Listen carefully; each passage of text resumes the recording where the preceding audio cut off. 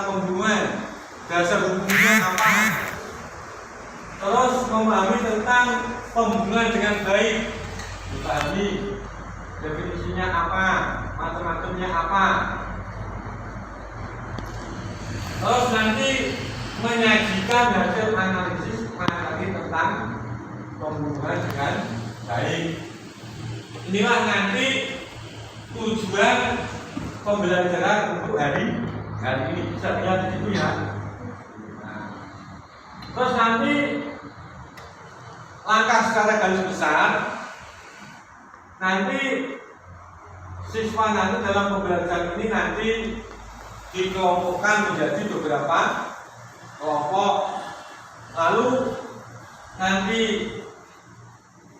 mengamati, melihat materi yang ada, nanti terus didiskusikan tentang materi pembelajaran ini, nanti dipresentasikan ya, biar nanti supaya tahu mana materi yang sudah dipaham, mana yang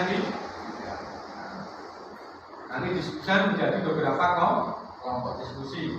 Dan diskusi nanti akan lebih memahamkan kepada anak semua. Anak-anak, jadi kita itu harus mempunyai motivasi yang tinggi. Jangan sampai kita itu terus tidak mempunyai semangat, walaupun mungkin bapak dari ayah kalian mungkin bukan seorang yang ternama tokoh masyarakat, tapi jangan berkecil hati. Tetap kita memotivasi, kita harus belajar, walaupun bapak kita bukan hakim, tetap kita belajar. Jangan sampai buat apa pak? Kita belajar pembunuhan, saya tidak akan menjadi hakim. Jangan seperti itu. Siapa tahu nanti kamu akan menjadi hakim, menjadi dosen, kelak suatu saat. Maka kita itu harus mempunyai motivasi yang tinggi. Maka coba dilihatlah peta konsep. Jadi kita perlu lihat peta konsep yang ada.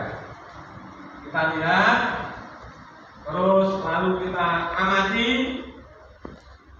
kita baca, dan kita nanti itu kita ditulis. Mana yang perlu ditulis? Jadi inilah yang penting nanti pelajaran untuk hari ini. Jinayat harus kita lihat.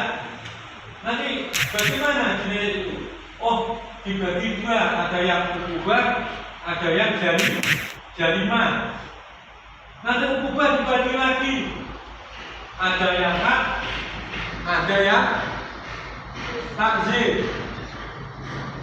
Jarima nanti dibagi lagi, ada kisos, ada diyah, ada hukum. Nah, itulah yang perlu kita lihat, terus kita amati. Jangan hanya dilihat saja, perlu diamat. Oh, ini begini, dibagi menjadi dua, ini dibagi menjadi empat, bagi. Jadi ini tentang pembunuhan.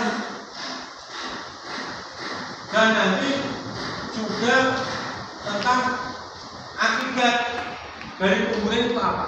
Nanti hukumnya apa? Jadi ini perlu diamati, dibaca, ditulis.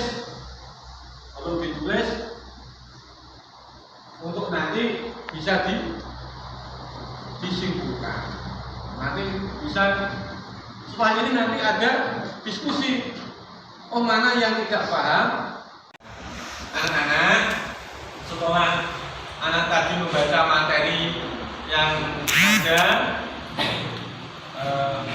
silakan anak-anak mengidentifikasi materi.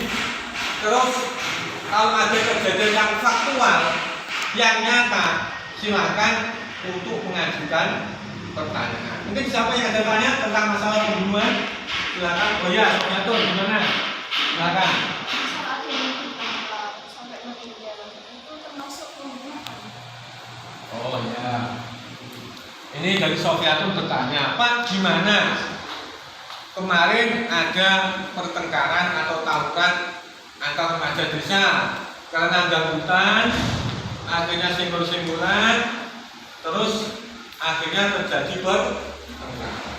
Dan yang salah satunya ada yang meninggal. Apakah termasuk pembunuhan? Yang namanya pembunuhan itu menghilangkan nyawa seseorang. Otomatis ketika orang tadi meninggal, berarti itu termasuk pembunuhan. Tapi pembunuhan itu dikategorikan ada pembunuhan yang kotum amdi yang sengaja, ada yang kotum sibul amdi, yaitu pembunuhan yang seperti sengaja, yaitu membunuh yang tidak ada niatan membunuh dan dia tidak menggunakan alat yang biasanya bisa membunuh. Karena menggunakan tangan ini kan biasanya tidak membunuh ya.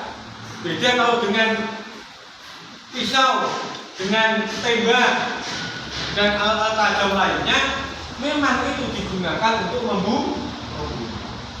Berarti apa? Kategori apa tadi anak-anak kira-kira? Pembunuhan sibul pembunuhan yang menyerupai sengaja. Itu memang kerja. Jadi di lingkungan kita, ketika kita memasuki ilmu fikih, kita akan tahu, oh orang ini termasuk pembunuhan ini. Nanti akibatnya gini. Nah itulah kita kalau bisa menguasai ilmu fikih. Ada pertanyaan lagi nggak? Ya, silakan. Berkelompok. Nanti ada yang presentasi ke depan, ya. Jadi didiskusikan mana yang penting, ya, materi, mana yang sulit, nanti dipresentasikan ke depan, ya, biar anak itu memang benar-benar paham, ya. Kelompok mana kira-kira nanti yang siap, yang sudah siap? Silakan. Ya. Sofiatun silakan untuk duduknya di depan sini silakan.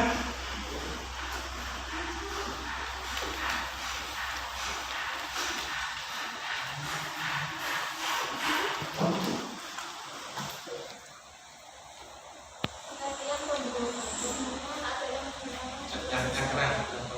Sementara itu dalam istilah fikih pembunuhan ada pembunuhan yang mengakibatkan hilangnya jiwa seseorang yang dilakukan sengaja atau tidak sengaja, baik menggunakan alat yang mematikan ataupun dengan alat yang tidak mematikan.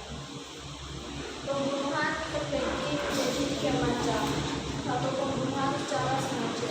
Pembunuhan secara sengaja adalah pembunuhan yang direncanakan sebelumnya oleh seorang yang baik dan mematikan menggunakan alat atau cara yang biasanya mematikan.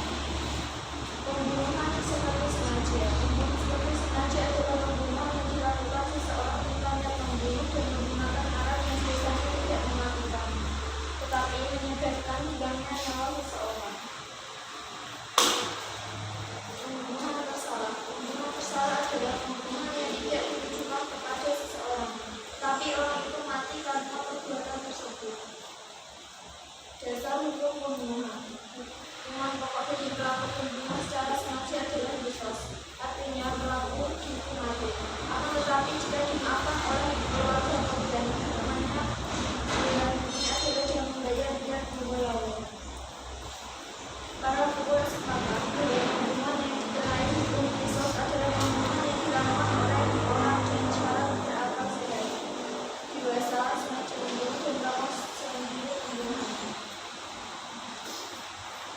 Dasar hukuman dari pembunuhan secara sengaja dijelaskan oleh Allah dalam firman-Nya sebagai berikut.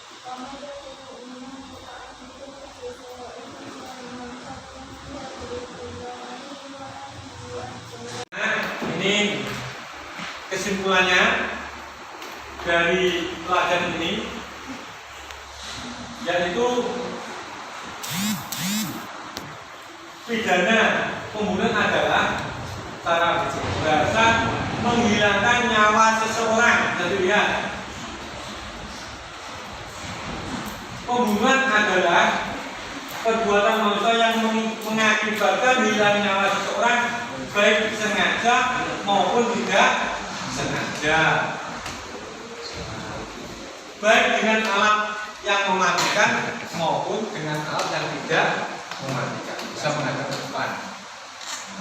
Ini kesimpulannya dari pelajaran kita hari ini.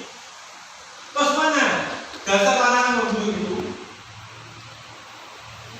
Dari Al-Quran surat Al-Isra ayat 3 dari hadis kita lihat, yaitu hadis yang berupa al-qatilu wal maqtulu finnar. Orang yang membunuh dan orang yang dibunuh di neraka. Kok bisa? Karena mereka sama-sama ingin membunuh antara satu yang lain. Jadi mungkin anak-anak juga mempunyai kesimpulan, silakan bisa mengambil kesimpulan. Sofiatul hari ini silakan bisa dibaca, silakan. Nah, itu ada kesimpulannya dari pelajaran hari ini.